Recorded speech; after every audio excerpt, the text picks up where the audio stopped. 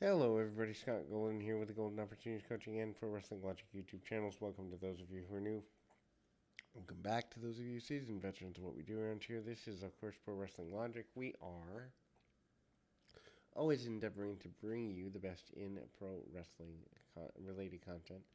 This is the AEW Dark for May 3rd, and certainly some interesting matches to be had by all here. Anyway, um, shorter show, a couple of debuts. Matches were taped this past Sunday, and ultimately, as always, the dark shows are, I don't know, they're good wrestling interspersed with a guy who honestly hires too many people. I mean, it is what it is. Anyhow, so we move into the wonder that is the John Silver with -1 defeating Ryan Nemeth with Peter Avalon. Can't believe Avalon's still there when they let go of other people. But anyhow, Silver starts off with a series of hot and interesting moves. Nemeth slows the match down. Nemeth makes decent attempt to work over Silver's neck. Match returns to basically a power bomb by Silver. Silver then nails bunch more power moves leading to near falls. Nimbus last graph is a DDT. Silver hits a rotating power bomb shortly after for the victory. No psychology in this, but it is what it is. Varsity Blondes with Julia Hart defeats the Workhorsemen, Anthony Henry, JD Drake. Good team, but them going into, um, you know, things as they were. Brian Pillman Jr. didn't get off to a good start here. Ends up in various double teams at the hands of his opponents. Henry even takes,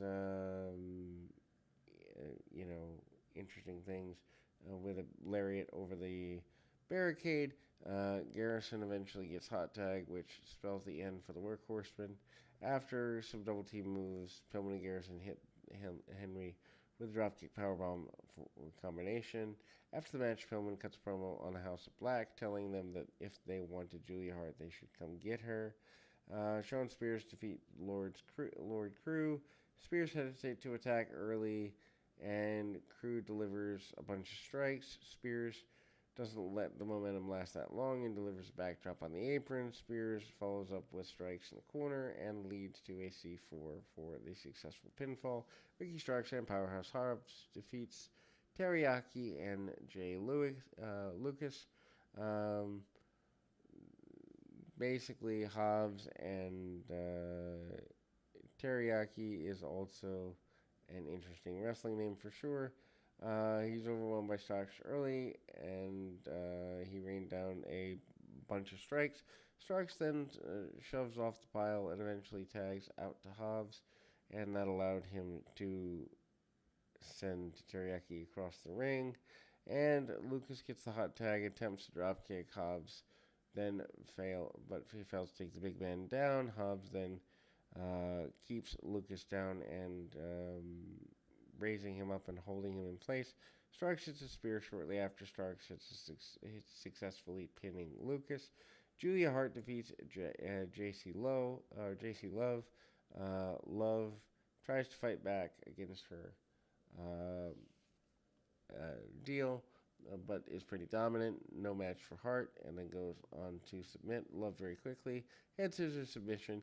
QT Marshall cuts a promo hyping up the Factories match next week at the New Japan Dojo. Tony Nese defeats Leon Ruffin. This is the debut for the former Leon Ruff of NXT. Ruffin dodges Nese early attempts at offense and a bunch of speed. Nese eventually tires him down despite the crowd's attempt to fire him up. Ruffin then attempts a sunset flip into the midst of Nese's offense, but Nese responds with a kick to the head. Shortly after, Nese finishes Ruffin off with a running kick following the pinfall. Angelico defeats Yuri Uemura. This is obviously the debut for Uemura. Uemura and Angelico trade wrist locks early to start the match.